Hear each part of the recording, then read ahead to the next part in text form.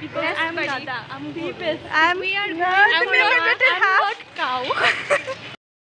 আসসালামু আলাইকুম everyone, it's me Atiya Hossain. Welcome back to mom screen blog. So আজকের ব্লগের থাম্বনেলটা হচ্ছে মানুষ চলে যায় থেকে যায় স্মৃতি। এটা কেন বললাম বলুন তো? আসলে আমরা আজ আছি, কাল থাকবো কি থাকবো না সেটা কে জানে, তাই আর কি এই নামটা দেওয়া।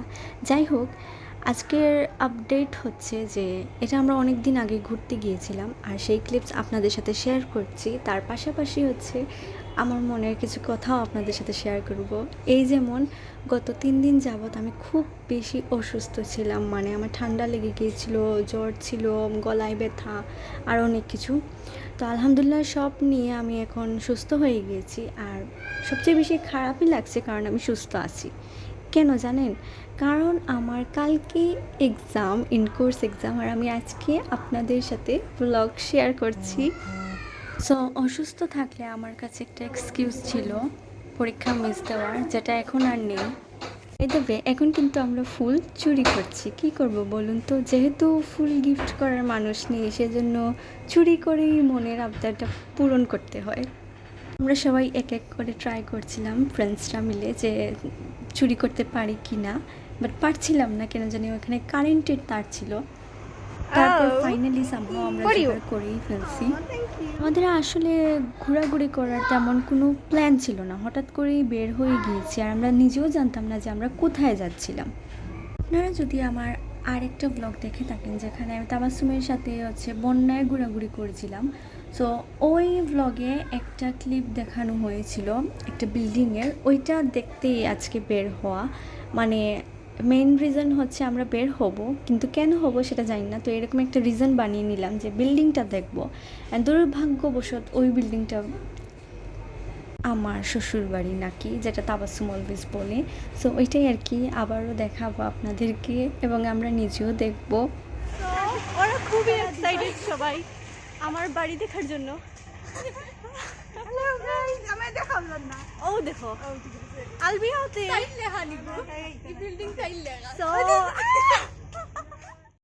এটা নাকি সেই শ্বশুর বাড়ি। সিরিয়াসলি এটা কোন অ্যাঙ্গেলে আমার শ্বশুর বাড়ি মনে হয়? তাবাসসুম বলে এই বিল্ডিংয়ের ঘাড়থেরা ঠিক আমার মতো, যেমন আমার ঘাড়থেরা থাকে, জন্যই এইটা আমার সেই বিল্ডিং। আই মিন সিরিয়াসলি এটা কেমন কথা? তবে এখন যদি পড়ার কথায় আসি, এটা কিন্তু না যে আমার পড়াতে একদমও মনোযোগ নেই। এটা ডিপেন্ড করে যে সাবজেক্ট কী বা আমি কী নিয়ে পড়ছি। যেমন আমার ইংলিশ অনেক বেশি ভালো লাগে, তো দেখা যায় কি আমরা যেখানে ক্লাস করতে যাই সেখানে সবার আগে আমি উপস্থিত থাকি। মানে সবাই একটু লেট করে আসেন, আমি 9:30 চলে যাই আর ক্লাস শুরু হয় 10টায়। তো আধা ঘন্টার মতো আমি আমার ইংলিশ কিছু পড়া থাকে সেগুলো আমি প্র্যাকটিস করে থাকি টাইম ধরে ধরে, একদম টাইমার সেট করে। তো দেখা যায় অনেক সময় তাবাসসুম চলে আসে, তারপরও আমি ওর সাথে গল্প করি না। মানে আমার মেইন টাস্কটা হচ্ছে যে আমি আগে পড়া কমপ্লিট করব, তারপর কথা বলবো। কিন্তু এই পরীক্ষায় আমার কোনো সিরিয়াসনেস কাজ করছে না। কারণ এখন আমরা একটা বিয়ে বাড়িতে ঢুকে যাই, জানি না কার বিয়ে। পাগল দেখিয়া আতিয়াই ডরাইয়া দৌড়ে পিকচার আর তোলার ইচ্ছে হয়েছে না, তাই ডরাইয়া সাতিয়া দেখি তোমার দেখি Sao are you miss এনিয়াফু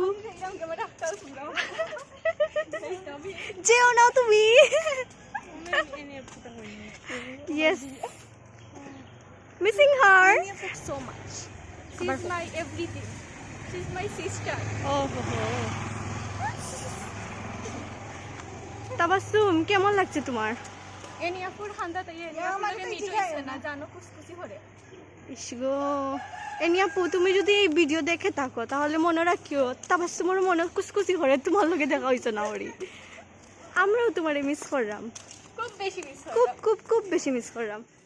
so আমাদের প্রাণপ্রিয় এনি আপুকে আমরা অনেক বেশি মিস করছিলাম। এনি আপু, তুমি যদি দেখে থাকো তাহলে মনে রাখিও যে আমাদের থেকেও বেশি তাবাসসুম তোমাকে মিস করতেছে।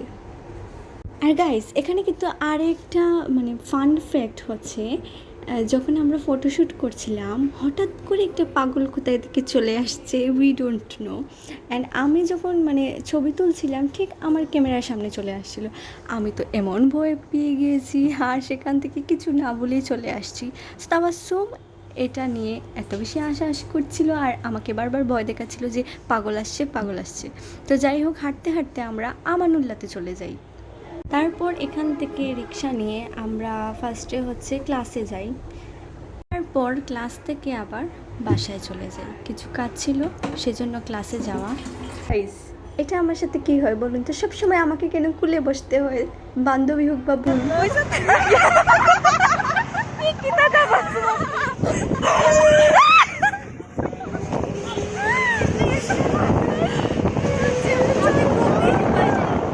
ইংলিশে বোঝা নেই, এখন বাড়ি যাওয়ার পথে।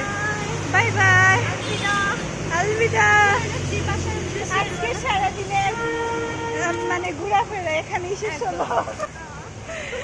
আমার এত হইতো নাই বে। ও শ্বশুর বাড়ি দেখা, পাগলের সাথে সাক্ষাৎ, মাঝখানে হচ্ছে কুকুরও একটু ডিস্টার্ব দিল। তারপর এই তো এরকম করেই সারাদিনের ঘোরাঘুরি আমাদের শেষ।